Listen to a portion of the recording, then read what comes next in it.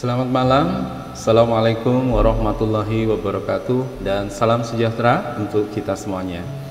Bertemu lagi di hari ini, kita akan melanjutkan materi kita, yaitu tentang analisa dan desain berorientasi pada objek.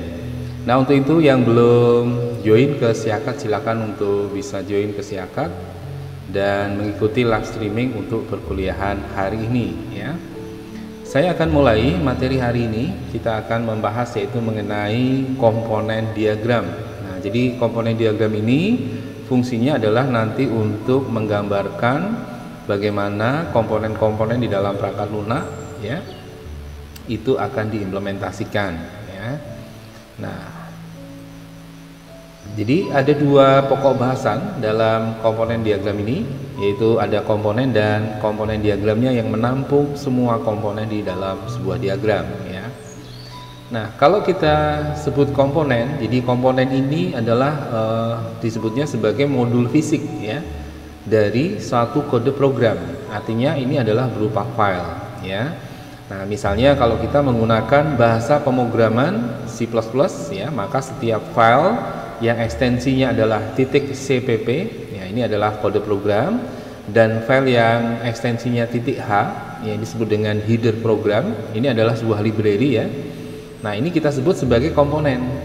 Termasuk juga file yang ekstensinya adalah .exe ya, ini adalah file executable, di mana file yang bisa langsung dijalankan ya, diaktifkan untuk menjalankan suatu program atau aplikasi. Nah, nanti sebelum menghasilkan satu kode program dengan menggunakan bahasa pemrograman tertentu, maka kita harus memetakan terlebih dahulu setiap file dari komponen diagram yang sesuai.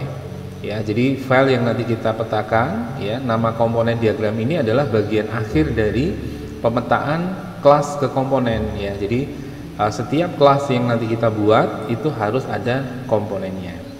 Nah, misalnya kalau kita menggunakan bahasa pemrograman C++ ya, maka setiap kelas yang dipetakan di dalam dua komponen, yaitu apakah .cpp ya sebagai kode program atau .h sebagai header atau library dari suatu program. Nah, tipe-tipe dari komponen ini ada berbagai macam ya. Kalau tadi kita lihat dari sisi bahasanya ya. Nah, di sini kita lihat jenisnya atau tipe dari komponen itu. Yang pertama disebut sebagai komponen ya. Nah, komponen ini bentuknya seperti ini ya. Ini seperti icon gitu ya, gambar kotak, kemudian ada kotak kecil yang di sebelah kiri dua ya. Nah, komponen icon ini merepresentasikan atau menggambarkan gitu ya modul dari perangkat lunak, yaitu dengan antarmuka yang sudah didefinisikan oleh perangkat lunak tersebut ya. Jadi tampilannya sudah ditetapkan ya di setiap perangkat lunak yang dibuat ya dalam bentuk komponen. Misalnya di dalam aplikasi ya, komponen ini bisa berupa stereotype. Dalam bahasa Java misalnya ya menggunakan ActiveX ya, applet, kemudian application yaitu bisa file DLL, file directly library, atau bisa juga file executable ya. Nah, nanti kalau di bahasa yang lain ya tentu beda. Ya, ini bahasa Java. Ya, nanti kalau menggunakan bahasa basic nanti akan berbeda, menggunakan bahasa Visual Basic juga nanti akan berbeda ya. Nah, komponen itu bisa mewakili komponen-komponen yang lain kalau komponen itu disebut sebagai generic komponen. Artinya komponen itu sifatnya umum ya, seperti ini. Nah, kemudian di dalam komponen nanti ada subprogram dan ada subprogram body. Nah, jadi subprogram ini nanti digambarkan dengan icon, di mana icon ini akan merepresentasikan subprogram dan implementasi dari body subprogram. Nah, subprogram ini biasanya berisi koleksi subroutine ya, artinya isinya kode program. Di dalam kode program itu isinya ada prosedur dan fungsi atau function. Nah, itu disebut dengan subprogram. Nah, subprogram itu tidak mengandung definisi kelas, sehingga kelas dalam bentuk kode ya nanti akan ditulis di dalam definisi kelas tersendiri ya. Nah, nanti kalau kita menggunakan object oriented ya, di setiap kelas itu akan memiliki yang namanya method. Nah, method inilah disebut sebagai subprogram ya. Nah, kalau di non object oriented disebutnya prosedur dan function atau fungsi. Nah, bedanya kalau di prosedural ya, itu antara prosedur, fungsi dan variabel itu terpisah. Sementara kalau dalam object oriented design atau object oriented programming itu antara atribut atau variabelnya, kemudian metodenya ya, itu menjadi satu yang disebut dengan istilah encapsulation ya. Nanti kita pahami tentang itu ya. Nah, gambaran dari subprogram itu seperti ini. Ya, ini subprogram body, berarti yang warnanya abu-abu ini ya. Ini isinya adalah kode program nanti di sini. Nah, lalu ada juga yang disebut main program.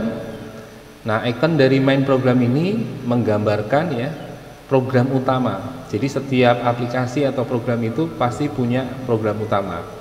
Nah, program ini yang disebut dengan program utama yaitu file yang mengandung root dari semua subprogram. Artinya dia sebagai penampung ya dari semua subprogram yang nanti akan dipanggil di program utama. Nah, jadi program utama ini yang akan mengontrol ya mana subprogram yang akan dieksekusi. Ya, ketika nanti diklik di form tertentu, misalnya ya di tampilan user interface tertentu, maka subprogram itu akan dieksekusi ya, dan seterusnya. Nah, selain dari main program, ada juga yang namanya package specification atau package body. Ya, dua ya, ini bukan atau tapi dan ya. Di package specification ini mengimplementasikan kelas. Nah, tadi yang kita sebut sebagai kelas ini yang disebut dengan package specification atau spesifikasi paket. Ya, jadi paket apa? Paket atribut dan metode yang dijadikan satu. Ya. Kemudian ada package specification yang berupa header file. Ya, kalau package specification ini adalah header file, maka akan mengandung fungsi prototype dari suatu kelas. Ya, artinya prototype di sini sudah bisa difungsikan ya. Program yang ada di dalamnya atau kode yang ada di dalamnya karena dia sudah dikompilasi dan library seperti ini atau header file seperti ini bisa dipanggil atau bisa digunakan. Contoh misalnya ya, kalau di pemrograman Visual Studio.net ya, itu ada WMP atau Windows Media Player. Nah, jadi nanti DLL atau library-nya dari WMP ini bisa kita gunakan di form kita ya. Karena Windows Media Player dipakai untuk memutar video atau audio, maka ketika kita tambahkan di form kita, nanti akan muncul di situ ya gambar dari pemutar audio dan video. Lalu di propertinya kita bisa milih source-nya ya. Kalau source-nya MP4 misalnya, maka berupa video. Kalau source-nya MP3, berarti yang akan keluar adalah audio atau suara ya. Nah, kemudian ada task specification dan body. Jadi task specification ini akan merepresentasikan paket yang tidak bergantung pada aliran suatu kontrol tertentu. Artinya dia bisa membuat eksekusi sendiri gitu ya. Jadi kan ada proses yang tergantung pada proses lain. Kalau task specification ini yaitu file exe. Jadi file exe ini dia bisa membuat eksekusi secara mandiri. Nah, nanti ada subproses di bawah dari file exe yang akan menjalankan prosesnya sendiri itu. Ya, jadi task specification ini adalah spesifikasi tugas yang bisa menjalankan fungsinya sendiri. Nah, contoh dari task specification ini adalah file executable tadi ya, yang ekstensinya .exe. Ya, ini adalah disebut sebagai task specification. Kemudian ada database. Nah, database ini gambarnya icon ya, merepresentasikan penyimpanan data. Ya, bisa memiliki lebih dari satu skema ya, skema data. Nah, nanti digambarkan seperti ini yang database, ini yang task specification, ini task specification body ya, kemudian ini adalah database. Nah, contoh dari database cukup banyak ya, ada SQL Server ya, ada PostgreSQL, ada Access dan sebagainya. Itu contoh daripada database. Nah, komponen-komponen tadi akan kita gambarkan di dalam komponen diagram. Komponen diagram akan menggambarkan bagaimana komponen itu ada di dalam sistem dan bagaimana ketergantungan di antara komponen-komponen tersebut ya. Jadi mereka saling dependence ya. Nah, cara kita membuat komponen bagaimana ya? Kita harus buka dulu ya, dari browser kita klik kanan, kemudian kita pilih package ya, kita klik kanan, kemudian kita klik new ya, kemudian kita pilih komponen diagram, kemudian kita ketikkan nama diagramnya ya. Nah, nanti akan tampil seperti ini ya. ini ada 4 komponen yang sudah ditambahkan di dalam diagram ini ya. Ada komponen flight, ini penerbangan ya. Ada komponen credit, ya ini untuk pembayaran. Kemudian komponen reservation, ini untuk reservasi, pemesanan tempat duduk ya. Kemudian ini ada file flight server ya. Ini bentuknya adalah DLL ya. Berarti ini library atau header tadi ya. Nah, setiap komponen penerbangan ya itu akan dependent terhadap flight server ya. Jadi penerbangan itu kan ada take off, ada landingnya ya. Kemudian ada tanggal dan jam penerbangannya. Kemudian ada kota asal dan kota tujuannya. Nah, ini disimpan di sini ya. Nah, nanti di sini yang akan mengelola untuk koneksi ke database yang menyimpan data-data penerbangan. Nah, flight juga dependent terhadap kredit ya. Artinya penerbangan itu akan bisa berlangsung kalau sudah ada pembayaran ya. Jadi para penumpangnya sudah membeli tiket ya, sehingga bisa dibayarkan. Nah, kredit sendiri itu tergantung reservasi ya. Jadi kalau tidak direservasi berarti tidak ada pembayaran nantinya ya. Karena ini bisa menggunakan kartu kredit ya, atau mungkin membayar secara tunai ya melalui loket ya. Sehingga nanti sistem pembayarannya di sini tergantung pada reservasi yang dilakukan oleh penumpang. Nah, kemudian reservasi ini juga tergantung pada DLL flight server ya. Ini adalah file library yang kita sebut tadi DLL ya, Direct Link Library. Nah, di mana reservasi ini juga akan tergantung pada program flight server ini ya, atau library flight server ini. Nah, bagaimana kita menambahkan komponen ya? Komponen ini bisa kita tambahkan seperti kita menambahkan kelas ya di pertemuan yang lalu.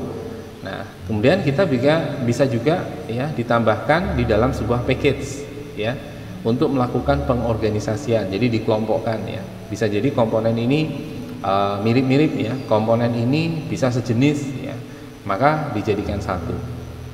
Nah, umumnya untuk bisa membuat satu package pada komponen view, untuk setiap package pada logical view ya. Jadi nanti kita akan memetakan ya kelas yang ada di logical view ke komponen view. Jadi kelas itu implementasi komponennya apa ya. Misalnya ada contoh di sini package order. Ini bisa terdiri dari kelas order ya, kemudian kelas order item, kemudian ada order form. Nah, maka nanti pada komponen view akan ditambahkan 3 komponen ini ya. Jadi 3 kelas di logical view akan ditambahkan 3 kelas pula di komponen view ya. Maka nanti ada komponen yang disebut dengan komponen order sama ya. Kemudian komponen order item ini sama dengan yang ada di kelas, kemudian komponen order form ya. Nah, untuk menambahkannya melalui toolbox ya. Toolbox ini toolbar gitu ya, tapi yang vertikal ya di rational rows. Maka kita bisa pilih icon komponennya pada toolbox itu, kita klik ya. Terus kemudian kita klik pada area diagram komponen. Mau diletakkan di mana. Nah, setelah itu kita klik ya, kemudian kita beri nama komponennya. Nah, setiap komponen itu juga memiliki detail dari komponen ya. Detail dari komponen itu digambarkan dengan stereotype ya. Jadi tiruan, dia menggunakan bahasa apa. Kalau dia menggunakan bahasa Java, apakah komponennya itu EJB deployment descriptor, apakah itu komponen EJB jar ya, ataukah itu servlet ya. Ini adalah jenis-jenis komponen di bahasa pemrograman Java ya. Kemudian ada Oracle 8 ya. Nah, ini adalah DBMS ya. Berarti kalau Oracle 8 ini di situ isinya adalah database sama skema ya. Kemudian kalau VB, nah ini beda lagi ya. Kalau Java tadi ada EJB jar, ada servlet. Kalau di Visual Basic namanya ActiveX Control. Kemudian ada namespace ya. Kemudian ada library ya. Masing-masing mungkin punya fungsi yang sama, tapi penamaannya berbeda di setiap bahasa pemrograman. Nah, di sini dicontohkan ya, ada bahasa Java di sini language-nya. Kemudian stereotipnya akan mengikuti ya komponen-komponen yang ada di bahasa Java. Ya, nanti kita pilih ya mana yang sesuai dengan bahasa tersebut. Nah, kemudian mengenai bahasa ya, bagian-bagian di dalam model itu kita bisa generate ke dalam bahasa program. Jadi model yang tadi kita buat ya, yang seperti ini gambar ini, Nah, ini contoh komponen diagram, ini berarti model komponen diagram. Kita bisa sesuaikan atau kita bisa generate dengan bahasa pemrograman tertentu ya. Nah, untuk software Rational Rose Enterprise Edition ini memiliki add-in ya untuk bahasa-bahasa pemrograman tertentu. Ada ANSI C++, ada 83, kemudian ada 95 ya, bahasa Corba, lalu C++ sendiri, Java, kemudian Visual Basic ya, Visual C++, lalu Web Modeler, kemudian ada XML, Extensible Markup Language ya, or DTD, lalu ada Oracle 8 ya. Nah, ini nanti bahasa-bahasa ini tentu menyesuaikan dengan model kita. Jadi kita buat gambar dulu, kita buat diagram dulu, itu istilahnya modelnya. Nah, nanti bisa ditransformasikan ya, di-generate istilahnya ke bahasa pemrograman sesuai dengan bahasa yang diinginkan. Tetapi kode programnya tidak kemudian full operasional ya, tetap harus dilakukan penambahan untuk codingnya. Jadi yang akan di-generate itu kelasnya ya, kemudian metode dari kelasnya ya, itu yang akan di-generate termasuk parameter-parameter dari kelasnya. Nah, kemudian di dalam bahasa pemrograman ini ya, untuk kita mengatur bahasanya, kita bisa lakukan di Rational Rose ya, namanya Rose Enterprise. Ini Rational Rose Enterprise Edition. Nah, kita buka jendela spesifikasi komponen, kemudian kita pilih General Tab, lalu kita bisa pilih bahasanya ya. Contohnya seperti ini ya, Open Specification di komponen, kemudian pilih tab General ini, kemudian pilih bahasa programnya apa. Nah, ini bisa diganti-ganti ya, nanti bisa Java, bisa Visual Basic tadi ya, bisa Oracle 8 dan seterusnya. Ini nanti diklik. Nah, kemudian ada yang namanya deklarasi ya. Deklarasi ini dibuat sebelum nanti menghasilkan kode program, yaitu deklarasi variabel ya, deklarasi atribut di dalam komponen, di dalam kelas, kemudian deklarasi metode ya, bisa prosedur dengan parameter ya. Nah, deklarasi ini biasanya akan mengandung statement yang sifatnya spesifik untuk mendeklarasikan variabel atau kelas ya. Jadi istilah deklarasi ini artinya menuliskan di awal gitu ya. Saya akan menggunakan nama kelas ini, kemudian saya akan menggunakan variabel A, variabel B, variabel C yang semuanya integer. Saya akan menggunakan variabel F, tipenya string. Nah, itu namanya adalah deklarasi ya. Jadi menuliskan program di awal, di paling atas ya, nama-nama variabel dan nama kelasnya, kemudian nama-nama metodenya. Nah, untuk bisa membuat deklarasi, kita buka jendela spesifikasi komponennya, lalu kita pilih tab detail, kemudian kita ketikkan deklarasi yang kita inginkan ya. Nah, di sini kalau tadi di tab general ya, ini di tab detail. Nah, deklarasinya apa ya, misalnya variabel ya atau nama kelas ya, Anda bisa deklarasikan di sini ya, yang tadi saya sebutkan. Nah, kemudian ada kelas itu sendiri. Kelas ini nanti adalah apa namanya, encapsulate ya dari atribut dan metode. Jadi dia akan menggabungkan ya, mengenkapsulasikan atribut dan metode. Sebelum nanti kode program dihasilkan ya dari sebuah kelas ini, maka kelas ini harus dipetakan terlebih dahulu ke komponen ya. Jadi nanti kelas harus di-assign ya, istilahnya dipetakan, dihubungkan gitu ya ke komponen yang ada di diagram komponen. Nah, kemudian bisa juga satu atau dua kelas itu juga bisa dipetakan ke setiap komponen ya. Jadi sesuai dengan komponennya apa, kelasnya apa.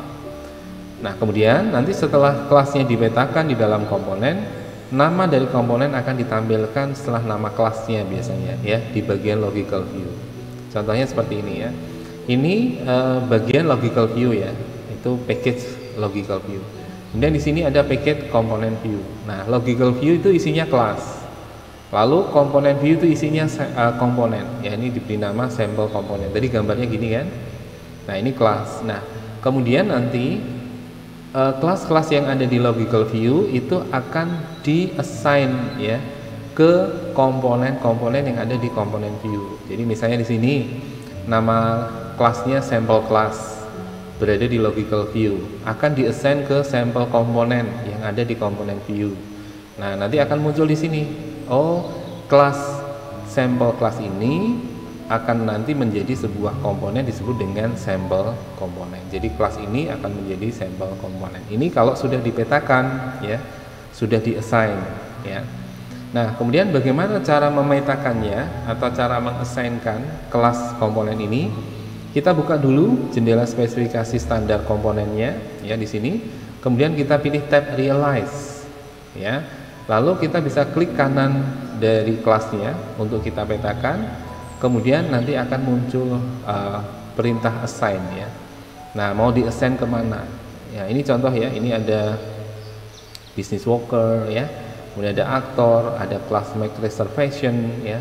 Ada co-pilot, ada flight list form ya, ada FAA, Federal Aviation ya. Kemudian ada pilot dan seterusnya ke bawah. Nah, ini nanti kita petakan. Kalau kita sudah petakan, nanti otomatis akan muncul tanda silang di sini ya, tanda bintang tanda yes gitu ya, centang gitu ya, yang berwarna merah. Ini biasanya sudah dipetakan ya. Nah, kemudian kita juga bisa menambahkan komponen dependensi. Tipe relasi yang ada antara komponen itu disebut sebagai relasi dependensi. Jadi setiap komponen itu berelasinya secara dependent ya, tergantung.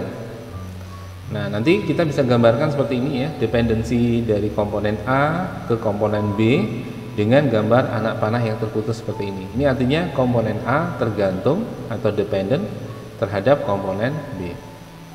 Nah, karena komponen A ini punya ketergantungan dengan komponen B, maka komponen A tidak akan bisa dikompilasi ya atau dijalankan gitu ya, sebelum komponen B-nya ini selesai dikompilasi. Jadi kompilasi dulu B, baru bisa dijalankan komponen A.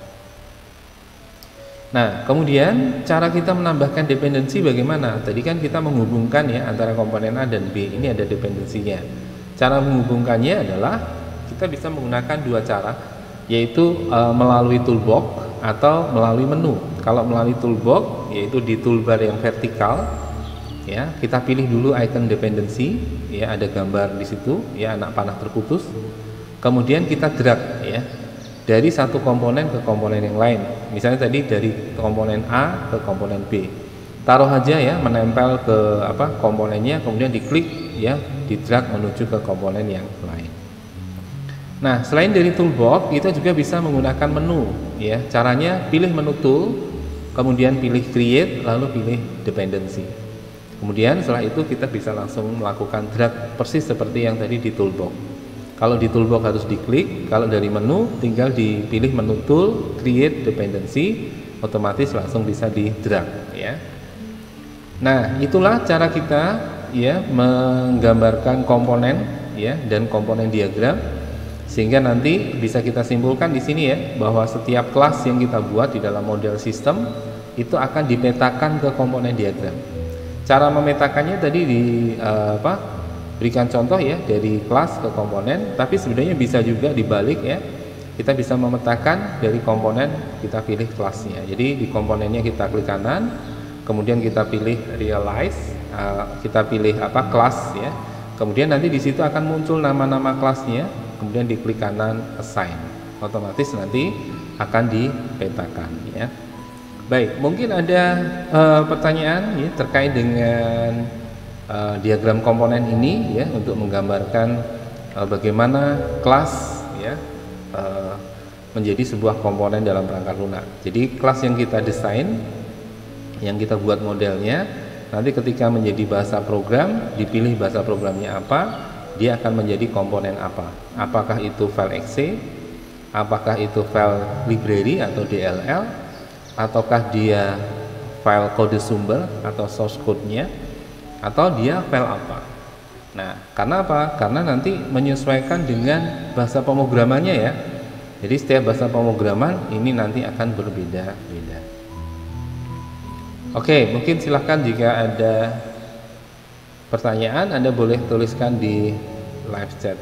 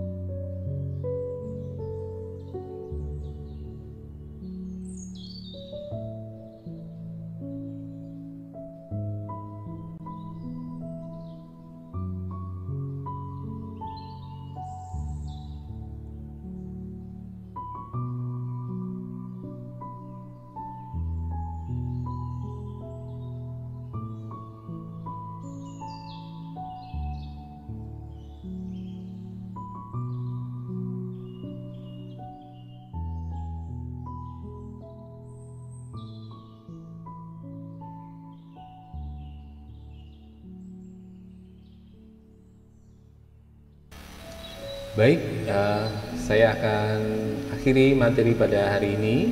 Semoga materi hari ini bisa dipahami dan bisa dipelajari ya. Kalau Anda merasa materi hari ini bermanfaat, silahkan di like dan di komen, dan jangan lupa di share.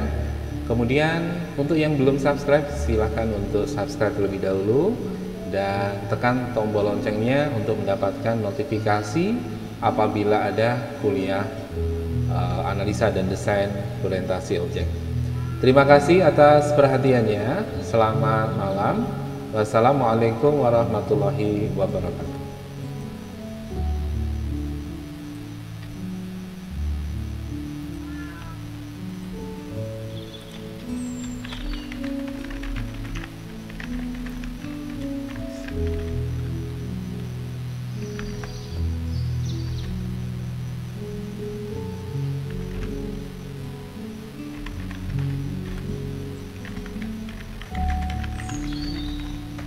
Thank you.